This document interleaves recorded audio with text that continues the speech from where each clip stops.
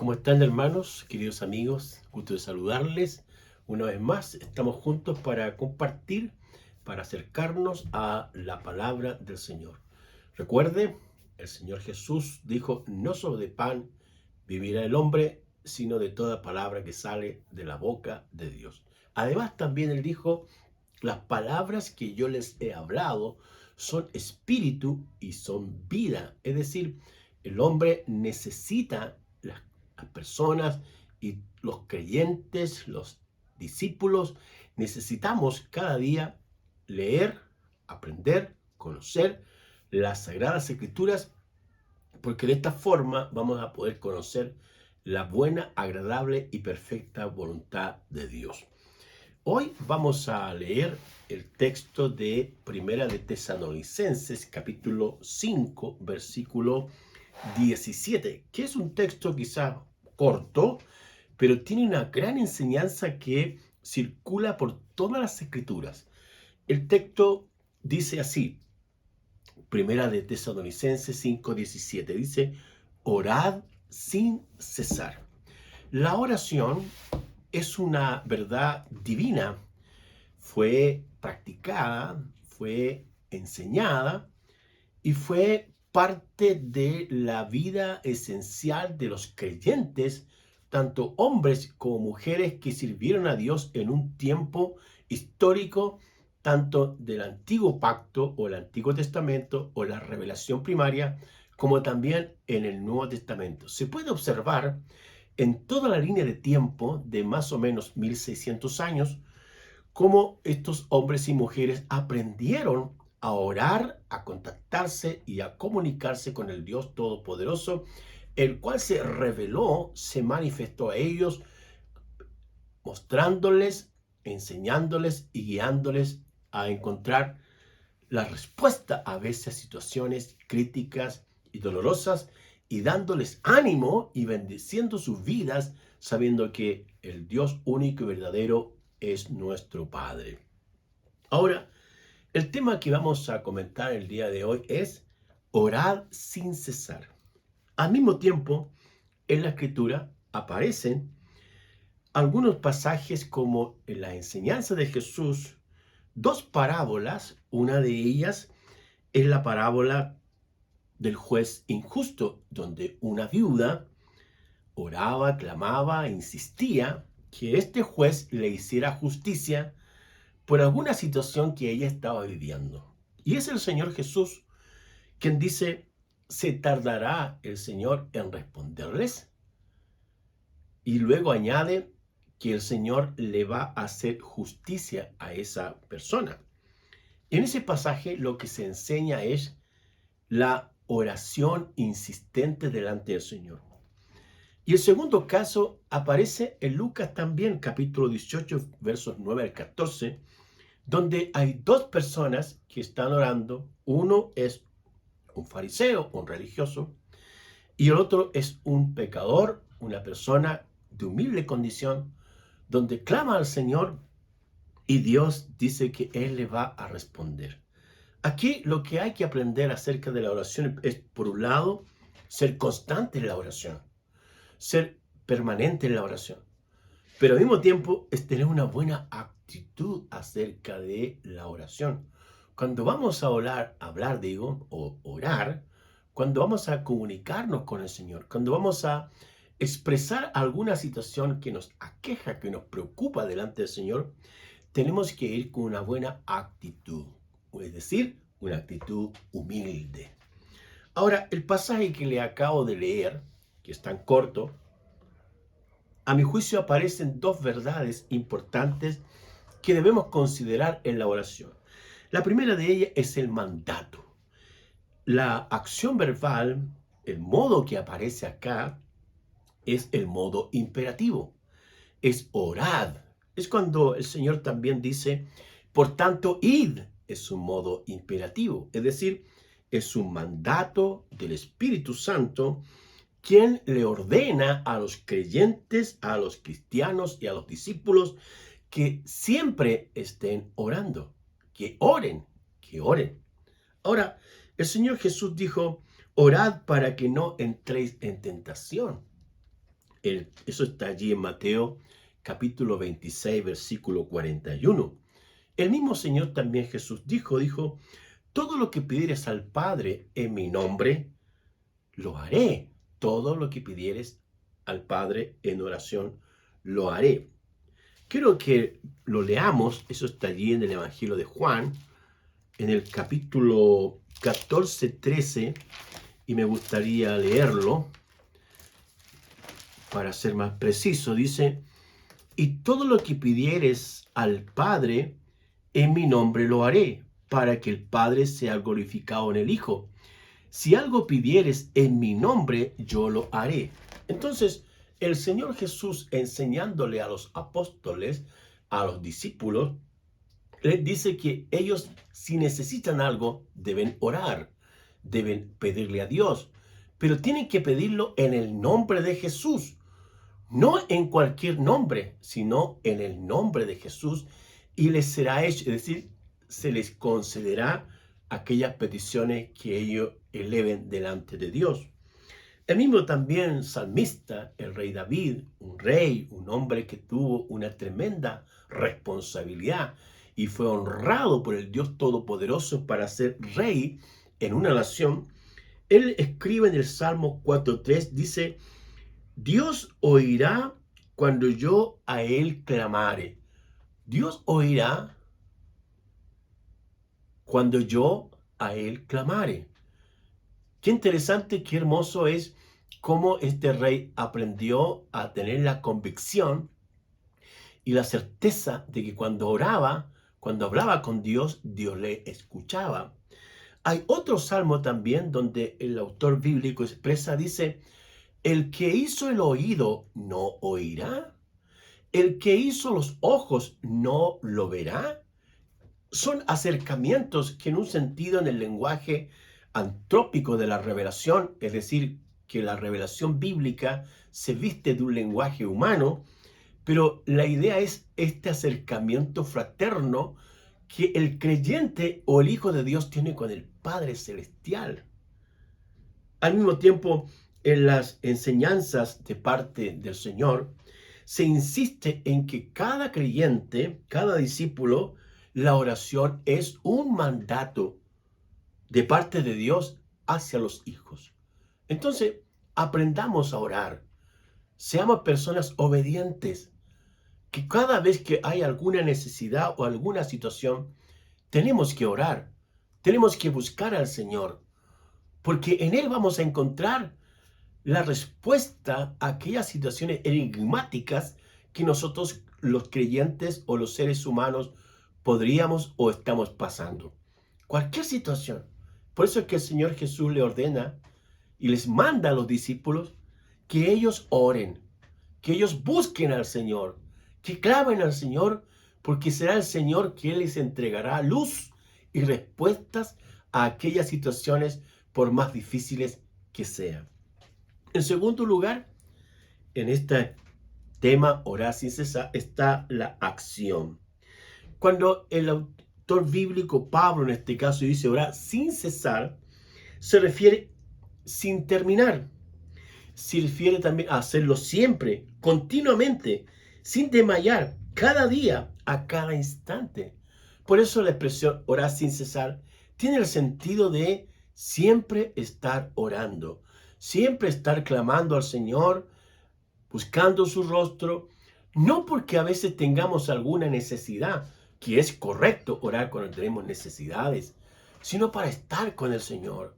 Porque en otro pasaje de las Escrituras dice que el Espíritu Santo de Dios anhela celosamente al creyente para tener comunión. Entonces, cuando hablamos de orar sin cesar, en el fondo lo que Dios desea, el Espíritu Santo desea, es que estar en contacto con el creyente, estar relacionado con el creyente, de modo que cuando el Señor quiera hacer algo, este creyente va a tener la sensibilidad, la capacidad del Espíritu para poder detectar aquellas órdenes o guía que el Espíritu Santo quiere hacer en algún lugar o con alguna persona.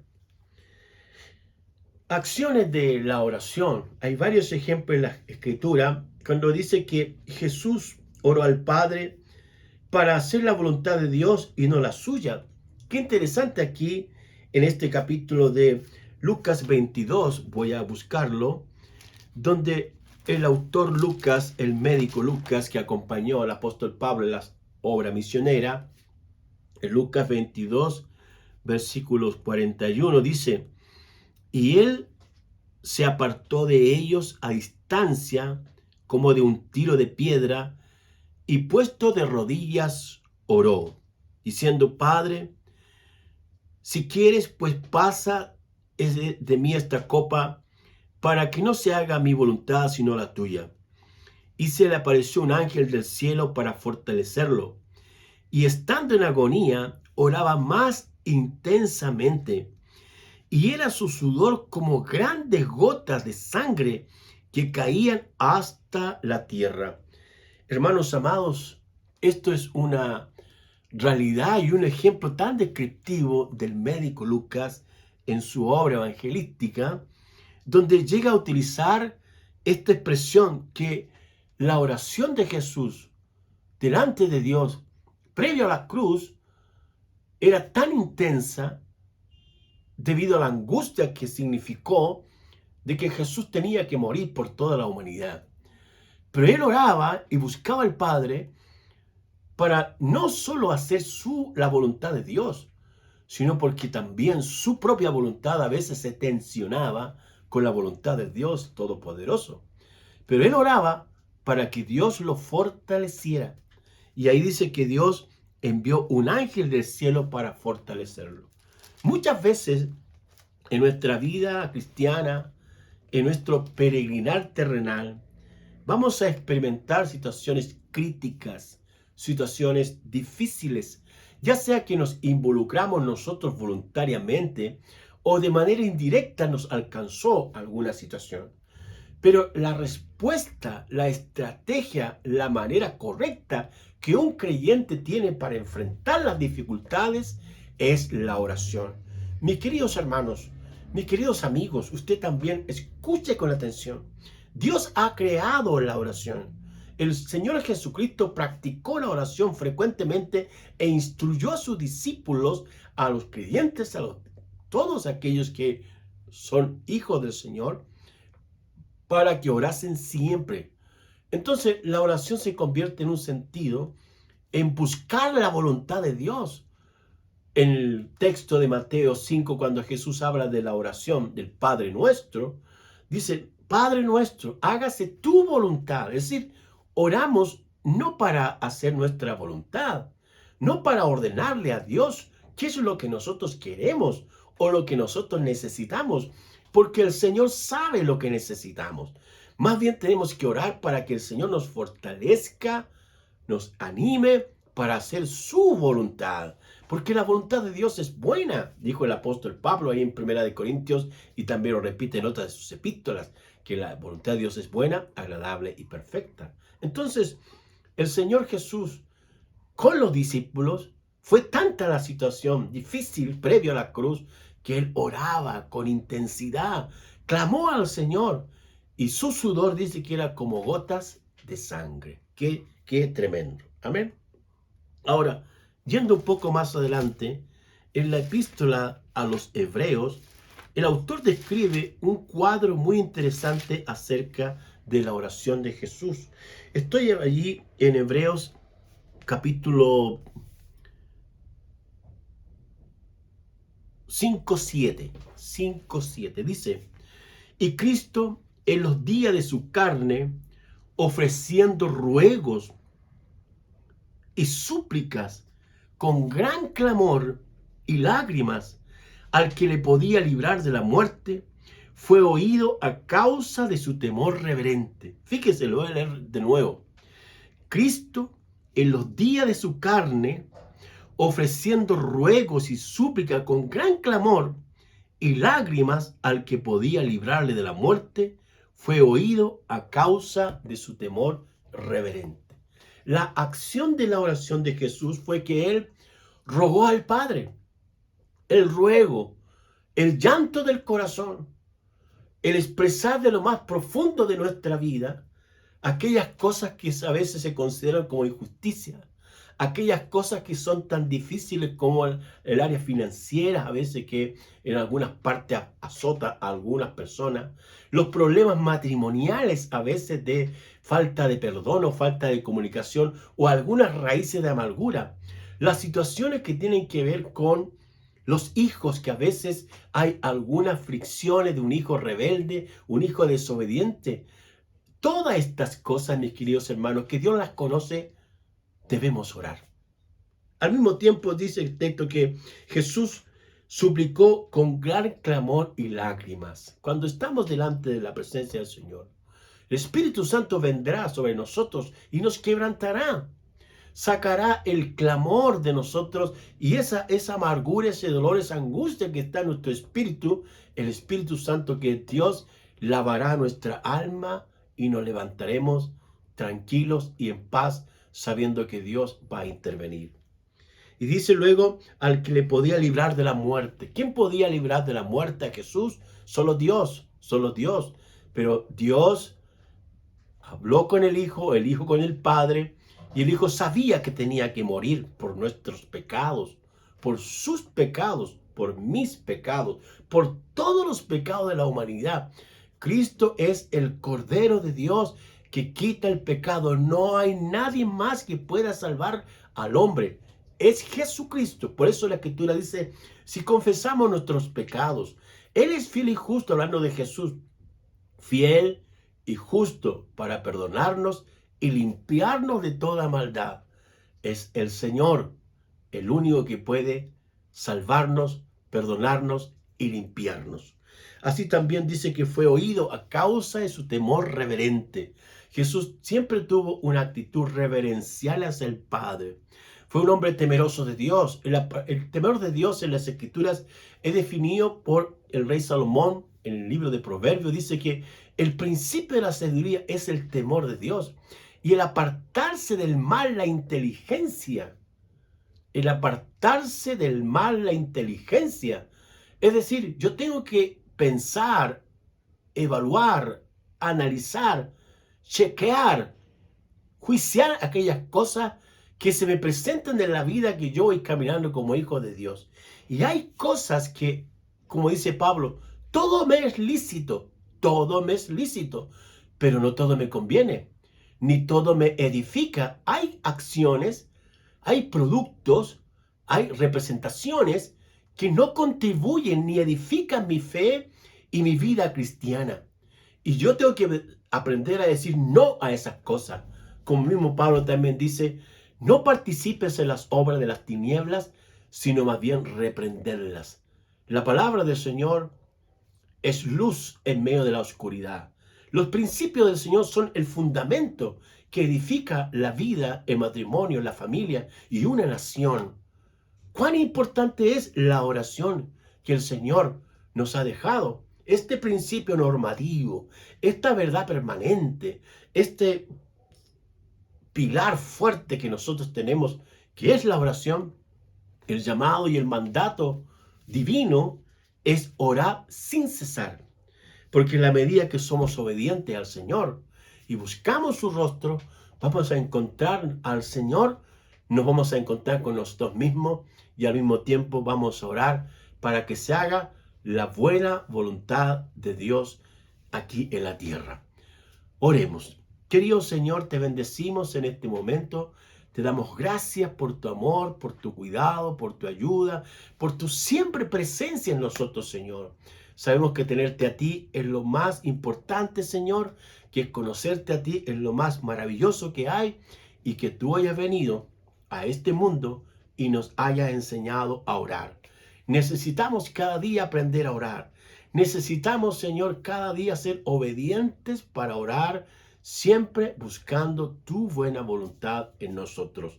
Por eso, Señor, oramos una vez más y pedimos que tu nombre sea glorificado y que se haga tu voluntad aquí en la tierra como también se hace en los cielos. En el nombre de Jesús oramos. Amén. Que Dios les bendiga.